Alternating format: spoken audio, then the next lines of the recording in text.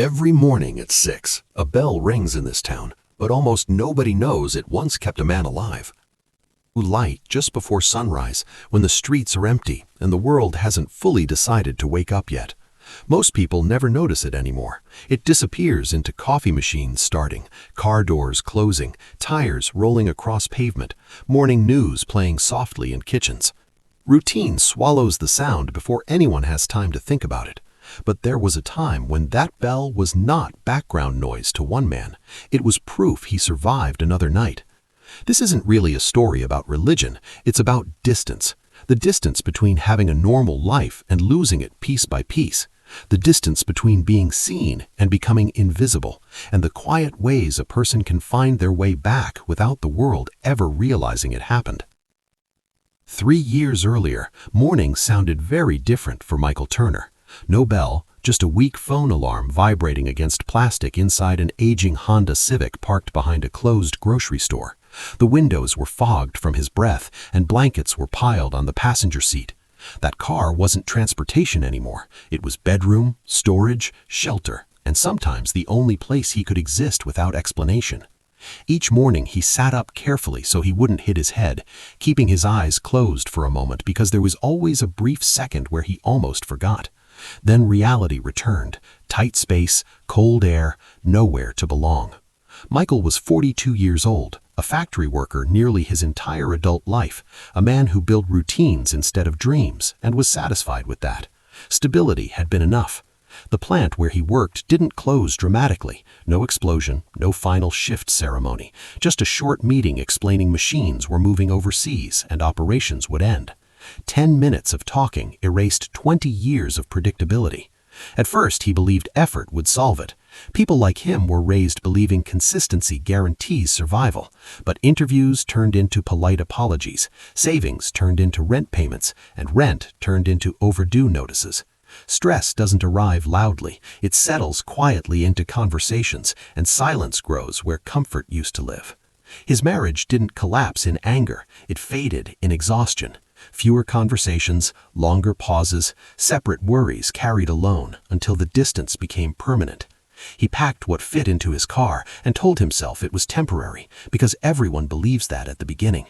Michael never used the word homeless, not out loud and barely even in thought. Words make things real, and avoiding the word let him pretend the situation still had an expiration date. During the day, he kept moving. Libraries, parking lots, public benches, anywhere time could pass without questions. He learned which restrooms stayed unlocked and how long you could sit somewhere before becoming noticeable. At night, the world changed. Darkness didn't hide him, it separated him. Streetlights became markers of safety, and parking choices became strategy. Every Sunday he still went to church, sitting in the last row and leaving before conversations started, not because people were unkind, but because kindness requires explanation, and he didn't have the strength to describe his life out loud. He wasn't searching for help, he was searching for normal. When winter arrived, sleep became negotiation. Layers of clothing replaced blankets, and the engine ran only in short bursts to save fuel. Cold reached deeper than hunger. Some nights he turned on the radio just to hear voices discussing weather and traffic, because ordinary problems reminded him ordinary life still existed somewhere. His prayers were simple, not for miracles, not for money, just for the strength to reach morning again. Then one night the car didn't start. He tried again and again until the silence answered clearly. For a long time he sat gripping the steering wheel before stepping into the cold and walking simply to stay warm. Blocks became miles, and rain began to fall, soaking through layers meant to protect him. Eventually, a familiar building appeared through the darkness, the church. He climbed the steps and sat down, shaking, unsure whether he was waiting for help or just unable to keep moving. Minutes passed before the door opened, and warm air met cold air.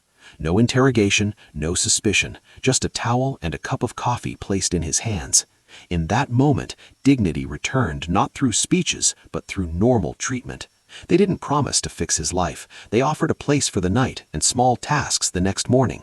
Cleaning floors, arranging chairs, simple responsibilities that quietly rebuild identity. Routine gave structure, structure gave purpose, and purpose gave momentum. Each morning, Michael rang the church bell at 6. At first it was obligation, then habit, then meaning. Weeks became months, a couch became a room became a small apartment key resting in his hand, heavier than expected.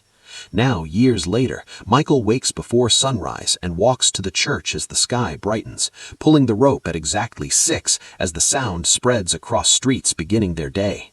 Most people never notice it, but somewhere nearby, someone lying awake in a car hears it and understands morning has come again.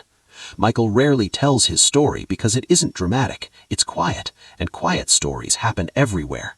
He rings the bell not as a job, but as gratitude, a reminder life can fall apart slowly and rebuild the same way. Because sometimes hope isn't loud, sometimes hope sounds like a bell.